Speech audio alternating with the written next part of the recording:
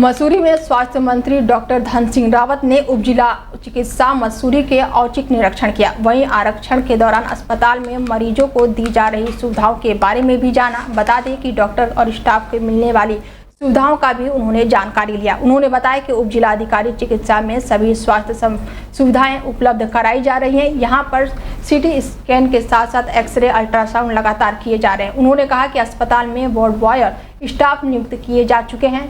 चतुर्थ श्रेणी कर्मचारियों की नियुक्ति के लिए सीएमओ देहरादून को निर्देशित कर दिया गया है।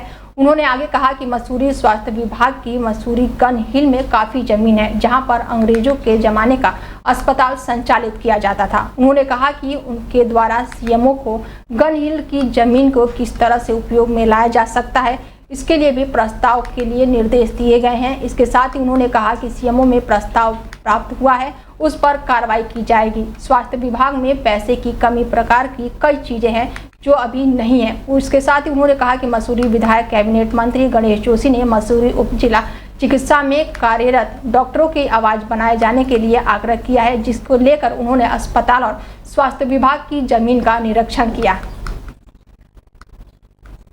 प्रदेश में जब से आपने देखा होगा हमारी सरकार आई है, हर ब्लॉक में अब कॉलेज खुल गए हैं और पहली बार आपने देखा होगा कि अब बच्चों को सीटों की दिक्कत नहीं होती है। पहले बहुत छात्र आंदोलन होते थे, लेकिन अब आपने देखा होगा चाहे एमएससी हो, चाहे एमकॉम हो, चाहे बीएससी एग्रीकल्चर हो, चाहे बीएससी हो, चाहे बीकॉम हो, चाहे बीए हो, हर फैकल्टी में अब सीटों की कहीं कमी नहीं है।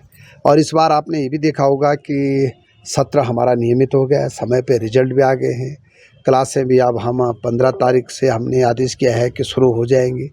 हर चीज़ अब समय पे हो रहा है और बच्चों को हर प्रकार की फैसिलिटी भी हम कॉलेजों में दे रहे हैं, चाहे पुस्तकालय हो, चाहे खेल का सामान हो, चाहे एनसीसी हो, चाहे एनएसएस हो, चाहे कोई भी कार्यक्रम हो। और अभी हमने ये भी टारगेट दिया है कि हर डिग्री कॉलेज में मिनिमम 25-25 पेड़ जो है इस महीने सबको लगाने।